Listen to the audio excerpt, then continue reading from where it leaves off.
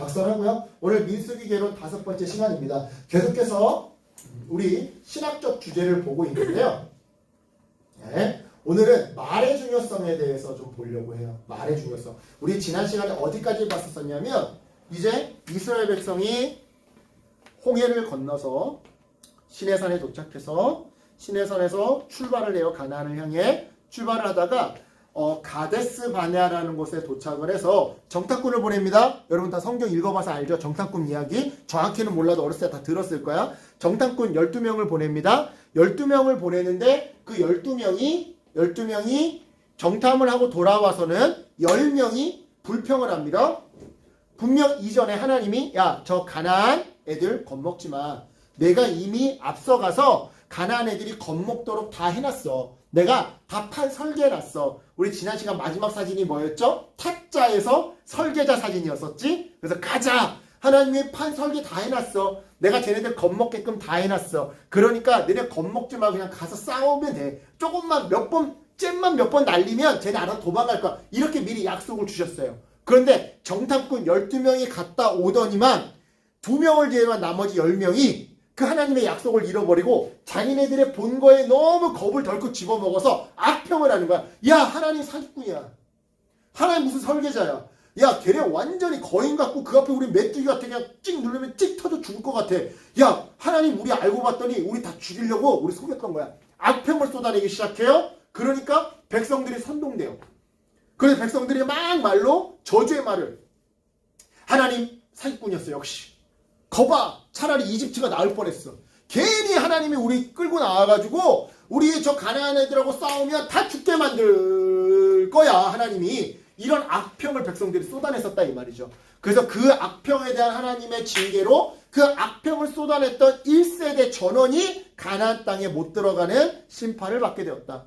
그리고 광야에서 태어나고 자란 출애굽 2세대가 가나안에 들어가게 되었다. 그런 이야기를 제가 지난 시간에 마지막으로 전했습니다. 자, 이 이야기를 하는 이유가 뭐냐면 지금부터 우리가 배우게 될 이 말의 중요성과 이 가데스 바네아 사건은 굉장히 밀접하게 직접적으로 연결되기 때문에 그래요. 그래서 그 얘기를 했던 거예요. 자, 말의 중요성입니다. 말의 중요성. 자, 민수기에 등장하는 내러티브에는요, 그러니까 민수기의 전체 스토리라인은 하나님이 말씀하시는 것과 사람이 말하는 것이 순차적으로 나타나면서 대조를 이뤄요. 그래서 이것을 표로 정리해보면 민수기 전체 내용의 커다란 맥락, 흐름을 우리가 꿰뚫어 볼 수 있는데요. 이렇습니다. 먼저 1장부터 10장까지는 하나님이 말씀하셔요. 뭐를 말씀하시냐 봤더니 백성의 수를 세라. 야, 수경지, 진을 편성해라. 동쪽에는 어느 지파가 자고 남쪽에는 어느 지파가 자고 이렇게 수경지를 편성해라. 세 번째, 수경지를 깨끗하게 수경지에 전염병 들면 안 되니까 수경지에 곰팡이균 피면 안 되잖아. 여러분 다 군대 갔다 오신 남자들 알 거 아니야. 그러니까 수경지를 깨끗하게 해라. 나시린을 세워라. 자, 너네 헌물을 해라. 레일을 정결하게 해라. 유월절을 지켜라. 은나팔을 너네가 행군하기 전에 항상 은나팔을 불어라 라고 하나님이 말씀을 하세요. 1장부터 10장까지는. 그리고 이것에 모세와 이스라엘이 순종합니다. 명령하신 그대로 지켜요. 그러자 형통과 번영이 있어요. 그런데 11장부터는 뭐가 주된 내용이냐면 11장부터 25장까지는 인간의 말들이 주된 내용이에요. 그런데 그 인간의 말들이 다 뭐냐면 불평이에요. 불평. 애굽을 그리워해. 야씨, 이럴 바에 우리가 애굽에 그냥 노예로 살걸. 못한다고 이 고생하려고 가나안 광야에 왜 왔어? 지난 삶을 그리워해요. 반역하고요. 불평해요. 사람들을 저주해요. 이어지는 11장부터 25장까지는 인간의 말들이 주된 내용인데 그 인간의 말들의 주된 핵심 내용은 뭐다? 다 불평이다 이 말이에요. 그래서 그 결과 하나님께 저주와 심판을 받고요. 여긴 비어있고 저주와 심판을 받고요. 받아요. 그리고 나선 이야기가 또 바뀝니다. 다시 이제 또 하나님의 말씀이 26장부터 등장해요. 26장부터 이제 끝까지 다시 하나님의 말씀이 등장하는데, 자, 두 번째로 인구조사해라. 그러니까 출애굽 2세대. 무슨 말이야? 아까 전에 가데스바네에서 악평했던 사람들 말고 그들의 자녀 세대. 광야에서 나고 자란 애들. 다시 인구 세라. 그리고 걔네 12지파한테 나중에 가나안 정복 후에 땅을 분배할 건데 요러요러하게 미리 땅의 구역을 미리 만들어 놔라. 그때 가서 막 들어가가지고 우왕좌왕하면서 이거 내 땅이 하면서 서로 치고받고 싸우지 말고 미리 땅 분할해 놓고 들어가라. 여호수아에게 리더십, 모세 다음에 리더십을 넘겨줘라. 자, 너네는 절기를 지켜라. 자, 서원할 때는 이렇게 서원하는 거다. 미디안을 정벌해라. 도피성을 만들어라. 예를 들어 과실치사 있잖아. 내가 치웅이랑 같이 어디 놀러 갔는데 내가 치웅이한테 사진 찍어주려고, 야 치웅아 좀만 뒤로 가봐, 좀만 뒤로 가봐, 좀만 뒤로 가봐. 이거 떨어졌어, 죽었어. 이거 과실치사. 내가 죽이려고 해서 죽인 거 아니잖아. 그치? 그런데 이때 당시 고대 근동의 문화는 뭐야? 눈에는 눈, 이에는 이. 치웅이랑 가족이어가지고 야 너도 빨리 뒤로 뒷걸음질하다 떨어져 죽어. 이런단 말이야. 이러는 문화란 말이야. 근데 아니 미안해요. 내가 그러려고 그런 게 아니야. 과실치사야. 그럴 때 이 과실치사인 사람이 도망가면 살 수 있는 성이 있어. 그게 도피성이야. 성경은 실수를 인정해주지 않는 그런 게 아닙니다. 알겠어요? 성경은 실수를 인정해줘요. 보듬어 준다고. 자, 도피성을 만들어라. 그리고 땅에 대한 이러이러한 규정을 너희는 지켜라. 이런 말씀을 주세요. 26장부터. 그리고 여기에 모세와 백성들이 또 순종을 합니다. 그러니까 어떻게 돼요? 언약의 복에 대한 재확증. 언약의 복은 뭐냐면 여기서 얘기하는 거는 가나안 땅 내가 기필코 줄 거야. 기필코 이직시켜 줄 거야. 기필코 취업시켜 줄 거야. 예를 들자면 이런 거. 기필코 내가 너에게 땅을 줄 거란다 하는 거기에 대한 재확증. 내가 기필코 줄 거야. 내가 약속 안 지키는 그런 사람 아니야. 내가 꼭 약속 지킬게. 이 재확증을 주더라 이 말이에요. 무슨 말씀인지 아시겠죠? 그러니까 다시 정리하면요. 민수기는 어떤 의미에서는 하나님이 말씀하시고 인간이 말하고 하나님이 말씀하시는 순서로 구성되어 있어요. 어떤 의미에서 민수기는. 근데 하나님이 말씀하실 때 처음에는 순종해. 그래서 복을 받아.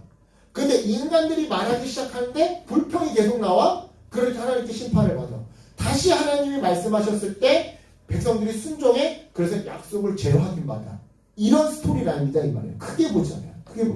자, 이걸 통해서 우리가 중요한 게 우리가 깨달을 내용들이 있습니다. 뭐냐? 첫 번째, 부정적인 말에 하나님 심판하신다는 거예요. 부정적인 말에. 자, 1장부터 10장까지는 주로 하나님이, 11장부터 25장까지는 주로 사람이, 26장부터 끝까지는 주로 하나님이 말씀하세요. 우리 아까 전에 표로 봤죠.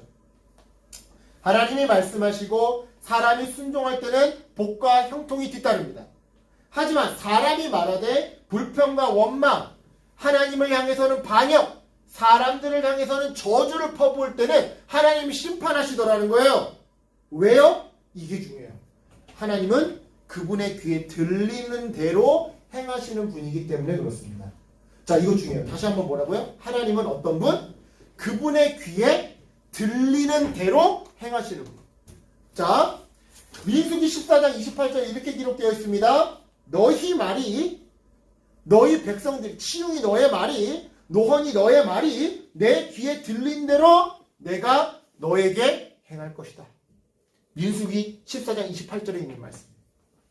실제로 여러분 자신들이 광야에 죽었으면 좋겠다고 푸념했던 사람들은 정말 그렇게 됐어요. 야, 우리가 이 꼴 보려고 출애굽한 거냐? 차라리 죽었으면 좋겠다. 야, 가나안 거 보고 그냥 여기서 죽었으면 좋겠어. 이렇게 말했던 사람은 실제로 광야에서 다 죽었습니다. 가나안에 못 들어갔습니다. 민수기를 읽어보시오. 출애굽기를 이읽어보시오.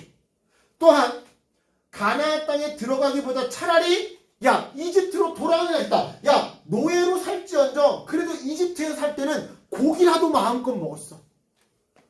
몸이 좀 힘들어서 그랬지. 좀 싸바싸바 잘하고 시키는 일 남들보다 좀 열심히 하면 그래도 고기라도 먹을 수 있었는데 이거는 광야에 오니까 맨날 만나만 줘서 먹어. 아씨, 고기 먹고 싶어. 아씨, 차라리 가나안으로 돌아가는 게 낫겠다 라고 하는 말했던 애들은 결국 애굽으로 돌아가는 게 낫겠다라고 얘기했던 사람들은 결국 어떻게 됐다? 가나안 땅에 못 들어갔어요. 가나안 땅에 못 들어갔어요. 왜요? 다시 얘기하지만 하나님은 도원이가 한 말, 하나님이 들리는 대로 도원이에게 하시는 분. 하나님은 지영이가 한 말, 그걸 귀에 들으신 대로 지영이에게 하시는 분입니다. 이런 면에서 우리가 생각해 볼 게 이겁니다. 왜냐면 우리는 힘들면 간혹 죽고 싶다라고 말합니다. 아, 힘들어. 아이씨. 정말 죽고 싶다. 아. 그죠? 이런 말 자주 합니다. 심지어 힘들어 죽겠어. 이런 말 많이 해요. 저도 그런 말 많이 해요. 고쳐야 되는데. 졸려 죽겠어. 힘들어 죽겠어. 그죠?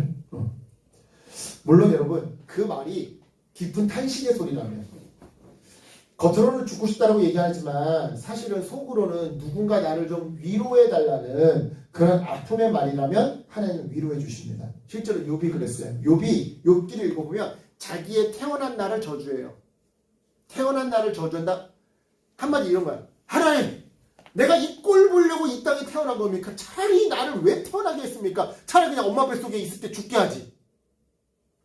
근데 이 욥의 이 말은 하나님을 원망하고 싶어서 했다는 말보다는 정말 자기 마음이 무너지는 거야. 자기가 정말 죄 한 번 진 적 없는데 왜 이렇게 인생이 안 풀리는지 자기의 자녀들이 다 죽고 자기는 막 전염병 걸리고 막 이랬거든. 그러니까 정말 깊은 탄식이었단 말이야. 이 말에 대해서는 하나님이 뭐라고 하지 않더라는 거야. 다시 죽고 싶어. 하나님 나 정말 죽고 싶어요. 이 말이 깊은 탄식의 소리라면 사실은 누군가 나를 좀 도와달라는 애원의 말이라고 한다면 하나님은 죽고 싶다는 말을 들었을 때 위로해 주십니다. 하지만 여러분 그 말이 정말 원망을 위한 원망이라면 왜 비판을 위한 비판이 있죠. 정말 욕을 위한 욕. 그지? 응? 왜 이런 말 있잖아. 내가 글을 깨트렸어. 그 우리 어머니가 뭐라 그래? 아이고 잘한다. 다 깨트리지 왜 안 깨트리냐.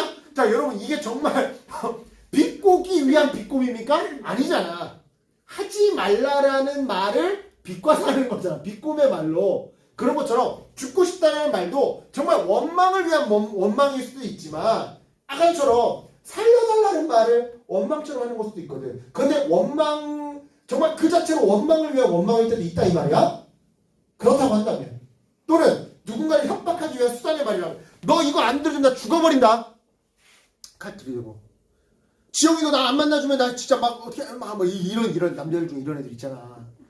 조심해야 돼. 이런 남자애들 데이트 폭력 조심해야 돼. 요즘에 아주 그냥 뉴스를 보면 열받아 죽겠어요. 아주 그냥. 아무튼 그런 것이라고 한다면 하나님 심판하실 겁니다. 출애굽 1세대가 그 증거예요. 하나님! 내가 이 꼴을 보려고 출애굽했습니까? 그냥 죽이세요. 그냥 죽이세요. 하나님 나 고기 안 주면 나 죽어버립니다. 여러분 어떤 의미에서 금식기도도 이런 거가 될 수 있어. 금식기도는 하나님 내 힘으로는 도저히 할 수가 없습니다. 그러니 내가 내 힘을 아예 빼겠습니다. 하나님 도와주세요라고 하는 간절함의 표시인 거지. 금식기도는 주님 이거 안 들어주시면 저 곡기를 끊고 그냥 죽어버릴지도 모릅니다. 이런 협박이 아니야. 가끔씩 금식기도를 이런 협박의 도구로 쓰는 사람들이 있어. 여러분 금식기도 그런 거 아닙니다.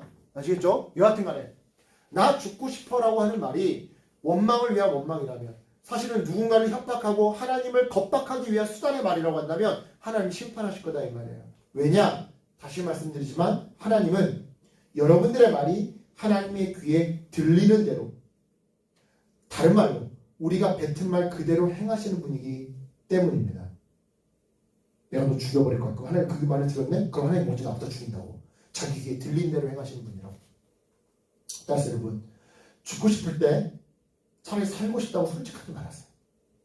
힘들어 죽겠어라고 말하고 싶을 때 하나님 나 너무 힘들어요. 차라리 사는 것보다 죽는 게 나을 것 같아요 라고 말하고 싶을 때 하나님 나 잠깐만 쉬고 싶어요. 하나님 나 살고 싶어요. 하나님 나 좀 도와주세요 라고 솔직히 기도해보자. 그리할 때 주님은요 여러분들을 푸른 풀밭에 누이시며 쉴 만한 물가로 인도해 주실 겁니다. 덧붙여서 이놈의 집구석 망해라. 대한민국 헬조선. 아까 전에 밥 먹을 때 누가 나한테 내 옆에 앉아있는 누군가가 그렇게 말했었어. 대한민국 헬조선이라고. 일하는 말 대신 지영이 넌 아니야. 너 밥 먹고 나서 왔으니까. 아무튼 내 옆에 있었던 누군가 알 거야. 내 옆에 있었던 누군가 그랬었어. 자, 이놈의 집구석 망해라. 대한민국 헬조선이라는 말이 튀어나오려고 할 때 그런 말 대신 주님 우리 집 도와주세요. 이 나라를 불쌍히 여겨주세요. 이 땅의 청년들을 도와주세요. 물론 옛날 몇천 년 전에 비해서 오늘날 사회가 많이 좋아졌지만 여전히 힘든 청년들이 많으니 하나님 더 빨리 더 나은 세상이 될 수 있도록 도와주세요라고 말해보시라 이 말이에요. 다시 말씀드리지만 주님은 주님 귀에 들리는 대로 여러분에게 역사해 줄 겁니다. 여러분이 무심코 죽고 싶다. 아 죽고 싶다. 죽고 싶다. 그날이 정말 가까이 올 거야. 조심하세요. 차라리 솔직하게 하나님 나 살고 싶어. 하나님 내가 그래도 이 땅에 태어났는데 하나님 숨 쉬면서 살고 싶어요. 외롭게 살고 싶지 않아요. 나도 내 옆에 짝이 있었으면 좋겠어요.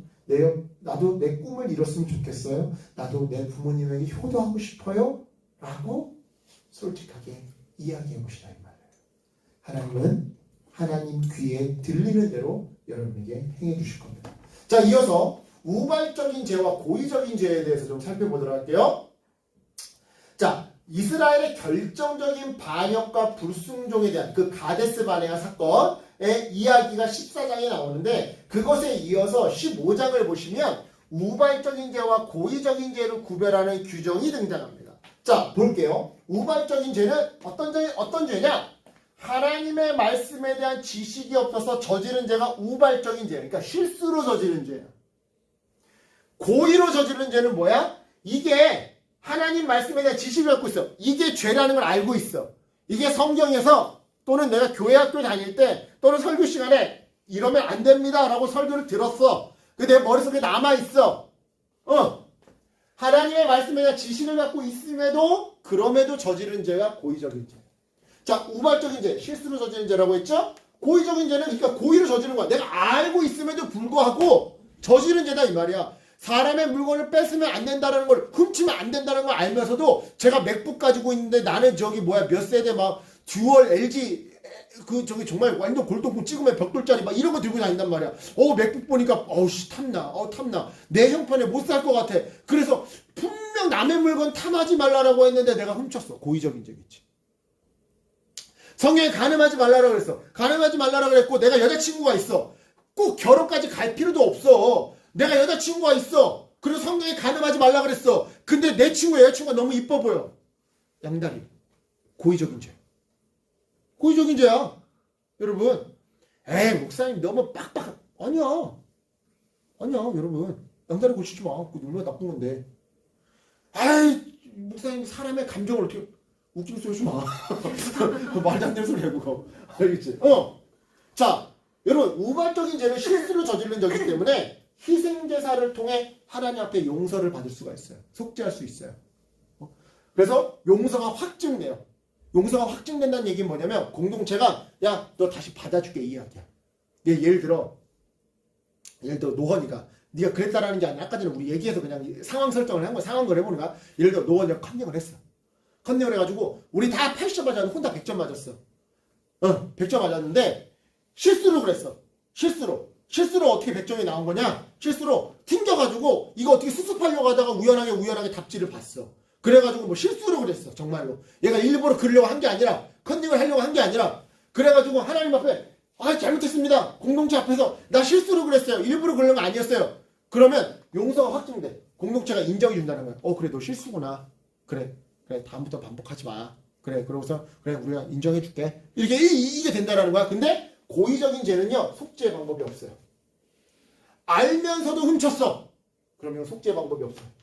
그래서 신약에서는 좀 더 너그럽지만 구약에서는 좀 엄하게 다룹니다. 추방해버려요. 공동체가 인정하지 않아요. 너는 알고도 저질렀다. 너는 이게 죄인지 알면서도 저질렀다. 너는 우리 공동체에서 나가라. 다른 공동체로 가거라. 구약은 좀 더 엄격해요. 자, 여러분. 이걸 통해 우리가 알 수 있는 것들이 있습니다. 뭐냐면요. 하나님은 실수까지 벌하시는 매정한 분이 아니라는 거예요. 동시에 비록 내가 말씀을 알고 있어요. 그런데 삼손 욕정을 절제하지 못해요. 삭개오 마음에 외로움과 공허함이 있어. 키도 작고 못생겼어. 세리야 사람들이 세리라고 저 쪽발이 같은 놈 저 로마 앞잡이 같은 놈 미워하니까 더 수전노가 되는 거야. 너네가 나를 미워해? 그런다고 내가 외로워할 것 같아? 내가 눈 하나 깜빡할 것 같아? 나 보란 듯이 잘 살 거야. 라고 하면 더 수전노가 돼. 더 세금을 걷어들여. 마음의 공허함 때문에. 또는 순간의 두려움 때문에 나 예수 몰라. 3번 부인하는 베드로처럼.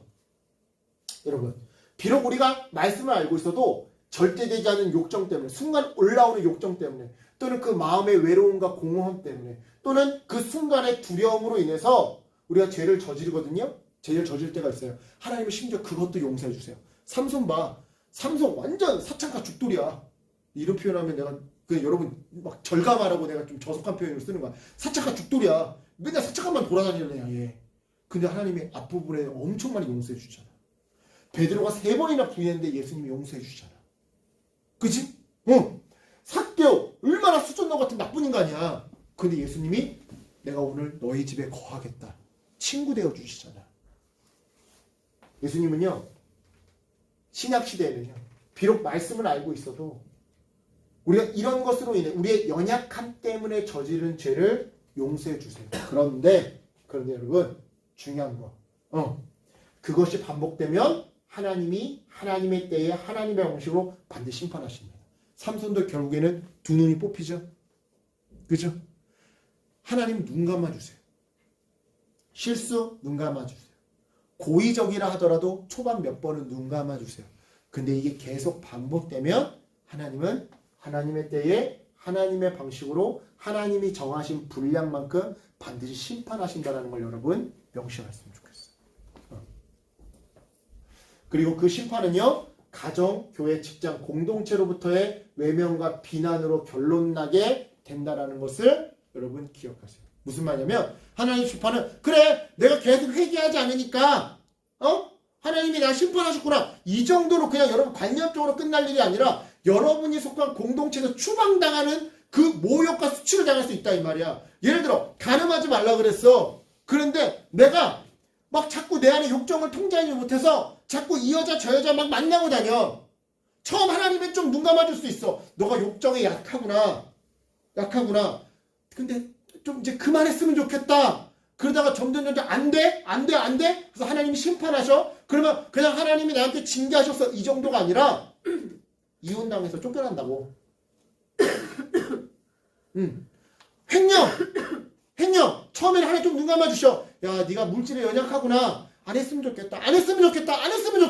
근데 계속 반복돼. 그러면 뽀록 났어. 하나님께 심판받아? 당신 하나님께 심판받아. 이 정도가 아니라 그 회사에서 잘린다고. 그 공동체에서 추방당한다고. 이해하시겠어요? 여러분 하나님의 심판을 너무 관념적으로 생각하지 마세요. 그래서 내가 뭐 어디 병 하나 걸렸대. 그래서 뭐 하나님이 내 일이 안 풀리게 꼬아놨대. 단순히 이 정도 차원이 아니라 아예 추방이라고 아예. 여러분 가정에서 완전 이혼당해서 쫓겨나가는 거라고. 여러분 회사에서 완전 수치를 당하고 쫓겨나가는 거라고. 그러니 여러분 죄라는 것을 알았다면 속히 그만하시기 바랍니다. 속히.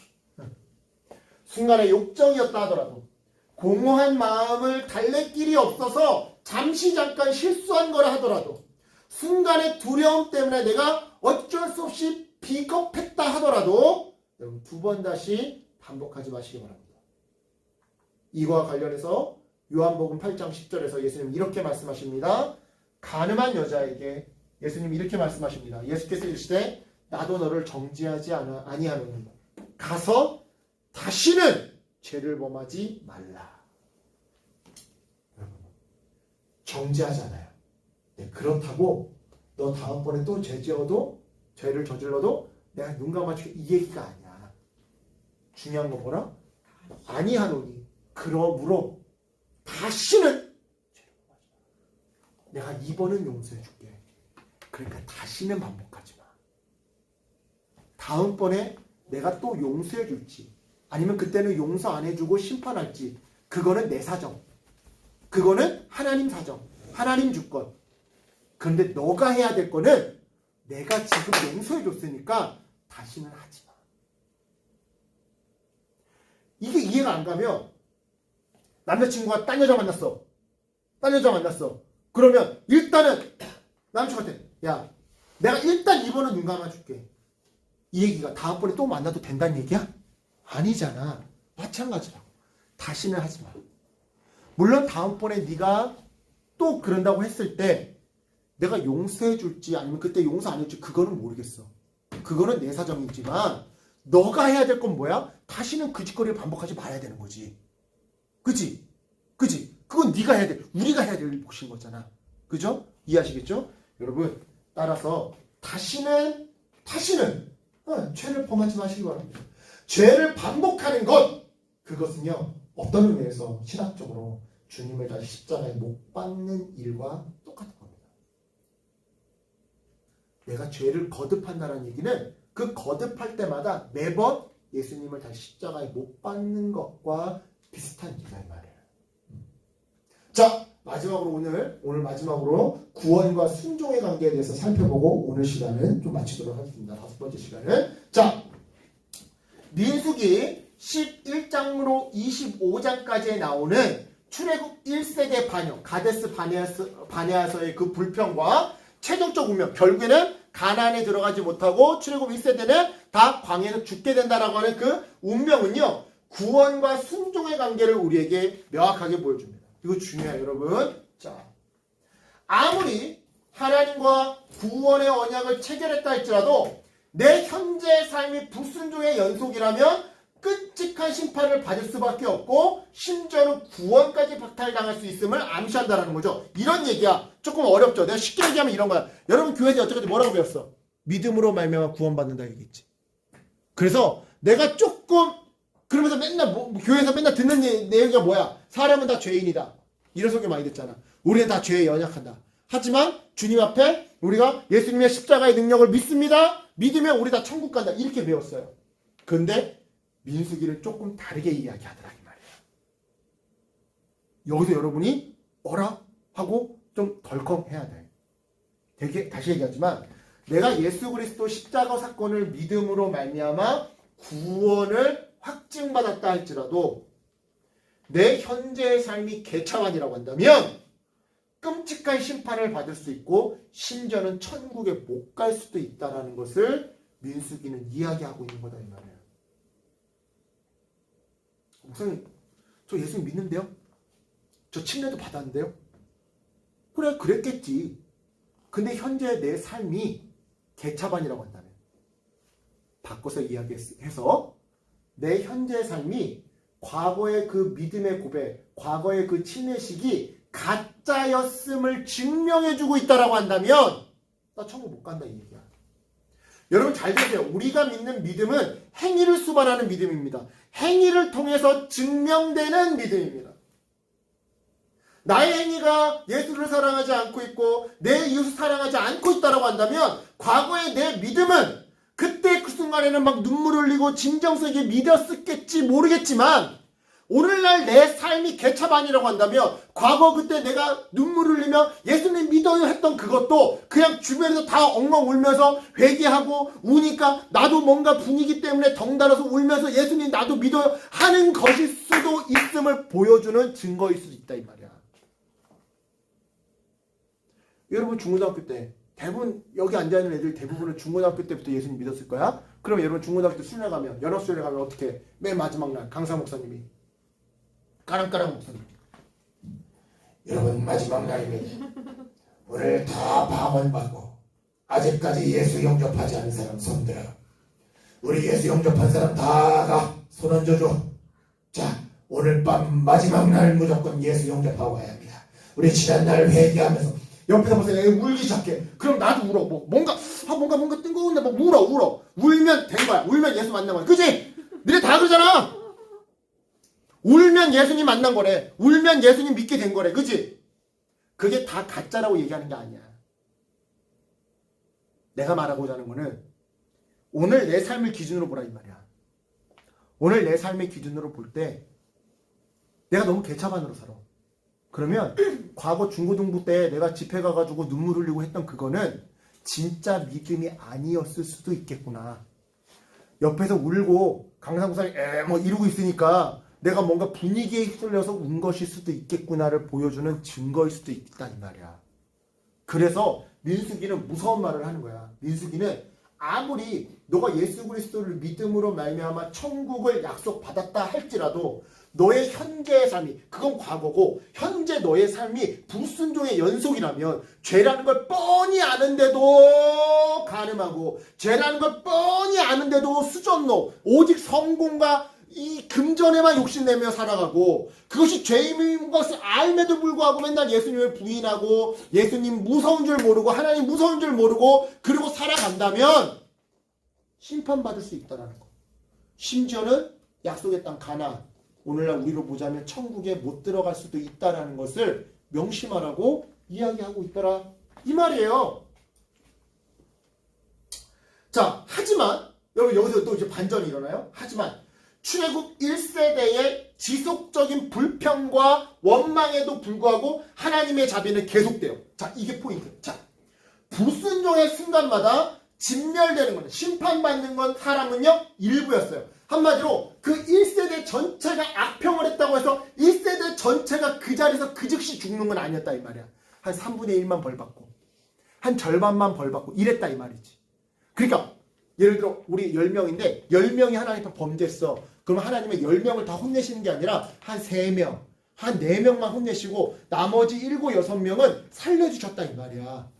손 안 댔다 이 말이야. 그런 식으로 자비를 보여주시더라 이 말이야. 그리고 두 번째, 또한 두 번째, 살아남은 1세대를 계속해서 구름으로 인도해요. 자, 3명은 죽였어. 근데 7명 남았어. 7명 살려줬잖아. 그러고 나서 7명, 야, 내가 살려준 것만 해도 감지덕지니까 앞으로 니네들이 알아서 가나안까지 가. 이러는 게 아니라 살려주고 플러스 알파 계속해서 인도해주고 만나러 먹이시더라는 거야. 그리고 마지막, 무엇보다 출애굽 2세대는 가나안으로 인도되어 개인이 아닌 민족이라는 관점에서 결국 약속의 응답을 받다. 즉 출애굽 1세대라고 하는 나는 비록 불평해서 깨꼬닥 죽었을지 모르겠지만 내 자녀는 가나안 땅에 들어갔다 이 말이야. 전에도 얘기했지만 치용아, 치용이 너에게 약속할게. 너의 집안에 하나님의 회복과 하나님의 위로와 하나님이 푸른 초장으로 인도해 주실 거야. 근데 치용이가 개차반으로 살았어. 그래서 치용이 살아 생전에 푸른 초장으로 못 갔어. 내 집장만을 못했어. 예를 들자면 내 집장만을 못했어. 그랬는데 하나님은 그 약속을 잊지 않고 치용이의 자녀를 통해서 또는 치용이의 조카를 통해서 푸른 초장으로 이 집안을 인도해 주셨더라 이 얘기야. 무슨 말 이해하시겠어요? 그러니까 나 개인적으로 따지자면 내가 불순종해서 하나님께 약속을 못 받았어. 끝까지 성취를 못 받았어. 하지만 내 다음 세대, 그 다음 세대까지 하나님의 약속이 계속 이어져 내려오게끔 하시더라는 거지. 잊지 않으시고. 그럼 질문이에요. 이처럼 1세대의 불순종으로 인한 하나님의 화를 누그러뜨리고 변함없이 그 남은 7명은 인도하시고 다음 세대까지 그 약속이 이어지도록 하신 그 변함없이 하나님이 자비를 베풀도록 만든 그 촉매제는 과연 무엇일까? 바로 중보기도하는 성도예요. 이게 중요해요. 자, 볼게요. 백성들의 원망에 하나님이 진노하사 진영에 불이 나요. 그러니까 모세가 중보기도합니다. 그러니까 불이 꺼져요. 미리암의 반역에 하나님이 진노하사 미리암에게 나병이 나게 해요. 모세의 누나야. 미리암에게 나병이 나게 해요. 그랬더니 모세가 미리암을 위해 중보기도해요. 그랬더니 나병이 나서요. 백성들이 광야 오획길을 원망하자 하나님이 불뱀으로 징계해요. 그러자 역시 또 모세가 중보기도합니다. 그러니까 녹뱀을 쳐다본 즉 다 살아요. 백성이 살아요. 자, 이런 거예요. 자, 보게요. 자, 보세요. 되게 중요한 거예요. 자, 여기 보시면 지도의 뒤에 좀 어둡게 지도를 보시면 여기가 애굽 이집트죠. 그리고 여기가 가데스 바네하고 여기가 사회, 그러니까 사해, 그러니까 여기가 가나안 땅이에요. 자, 보시면 애굽이 있고 광야 가나안 있고 홍해가 있죠. 자, 애굽이 상징하는, 성경에서 애굽이 상징하는 이거예요. 사단의 나라예요. 즉 사단, 그러니까 여러분 바로 왕은 사단을 상징한다고 보면 돼. 문학적으로 볼 때, 성경을 읽을 때 사단의 나라에서 종된 삶, 노예로 살았잖아. 이스라엘 백성들이 종된 삶을 의미해. 신약 시대로 보자면 예수님 믿기 이전의 삶을 의미해. 애굽에서의 삶은. 자, 그러면 광야부터 가나안까지는 뭘 의미하느냐? 하나님 나라에서 이제 아들 된 삶. 이제 사단의 나라에서 하나님 나라에 들어갔어. 사단의 나라에서는 노예였어. 종이었어. 근데 하나님의 나라에 들어가면 하나님이 나를 뭐라고 불러줘? 자녀라고 불러줘. 그지? 자녀된 삶이야. 하나님의 통치를 받으며 하나님의 아들로 살아가는 삶을 의미해요. 오늘날 신약으로 얘기하자면 예수 믿은 이후의 인생이에요. 있어요. 이스라엘 백성 또는 오늘날 여러분들이 여기 있어요. 네, 얘네들이 건너가요. 하나님 나라로 들어가요. 애굽에 있다가 사단의 나라에 있다가 광야라고 하는 하나님 나라로 들어가요. 들어가는데 6월절 어린 양의 피로 그리고 홍해가 갈라지는 사건으로 들어가요. 시내산에서 어떻게 하면 하나님과 언약을 체결하며 살아가는지 그걸 배워요. 신약에서는 예수님의 십자가의 피, 6월절 어린 양의 피, 예수님 십자가의 피. 홍해를 건너는 거와 똑같은 게 뭐예요? 오늘날 침례식이에요. 침례식. 여러분 침례 받잖아. 침례교회에서. 그지? 그게 홍해 사건을 의미하는 거야. 홍해 사건을. 우리가 홍해를 건너듯이 죽음을 불사하고 하나님 나라로 들어갔습니다. 이걸 상징하는 거야. 그리고 나서는 예수님의 새 언약. 이걸 통해서 하나님 나라에 들어가게 돼요. 자, 광야 초입이야. 이제 홍해 건너고 딱 광야의 초입구야. 초신자의 삶을 의미합니다. 또는 내가 교회를 오래 다녔어도 믿음이 연약하면, 영적으로 연약하면 광야 초입에 있는 거나 마찬가지야. 이 사람이 가나안으로 도착하는 거야. 가나안까지 가는 거야. 이 가나안이 성취와 성숙이야. 어떤 의미에서 죽어가서 가는 천국이 될 수도 있어.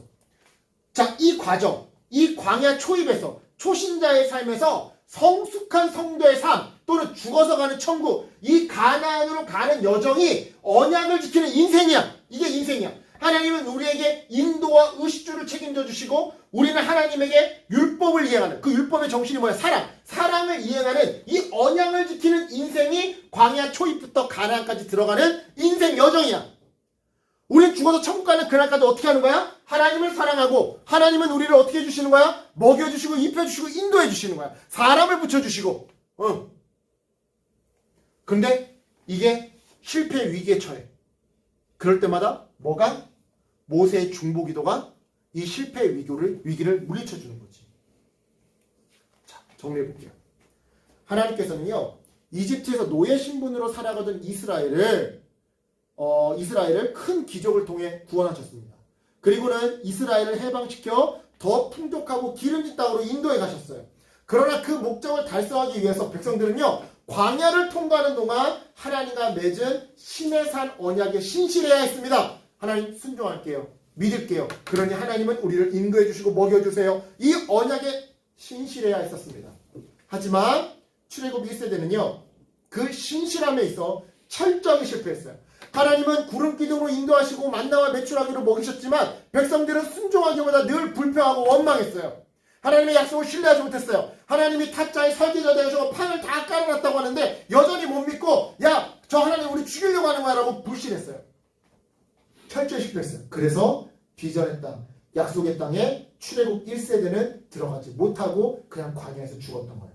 마찬가지로 돈과 애정과 권력, 통제라고 하는 이런 것들의 종로 타던 삶에서 하나님은 예수님의 십자가 피로 우리를 구원하셨습니다. 그리고 약속의 땅으로 저 천국을 향해 우리를 인도해 가고 계세요. 그러나 그 목적지에 도착하기 위해 우리는 인생을 살아가는 동안 예수님의 새 언약에 신실해야 합니다. 즉 시시각각 마주하는 인생의 수많은 고난 속에서 예수 믿기 이전의 삶을 그리워하며 불평하고 이전의 방식으로 돌아가서는 안 된다 이 말이에요. 아, 예수님 믿기 이전에는 일요일날 늦잠 자고 늦지막히 일어나서 조기 축구회 갔다 오고 나서 사람들하고 그냥 이렇게 고기 구워 먹고 그냥 소맥에 말아서 먹으면 그렇게 행복하고 즐거운데 이제 예수 믿고 나니까 일요일마다 일찍 일어나고 교회 와가지고 교사하고 막 헌신하고 막 힘들어 죽겠습니다. 이전의 방식으로 돌아가서는 안 된다 이 말이에요. 그렇다고 여러분이 뭐 교사까지 하는 애도 별로 없잖아 지금 이 시기에. 그냥 예를 들어본 거야. 또 요즘에 우리 목사님 왜 그렇게 교사하라고 압박을 주나 이렇게 생각하지 마세요. 자, 아무튼 안 되는 거야. 어떠한 어려움 속에서도 하나님 예배하기를 멈추지 말고 이웃을 위해 중보기도와 물질 후원으로 돕기를 멈추지 말아야 하는 것이죠. 하지만 이러한 삶을 아무리 다짐해도 우리는 너무나도 쉽게 돈과 애정과 통제욕에 흔들리곤 합니다.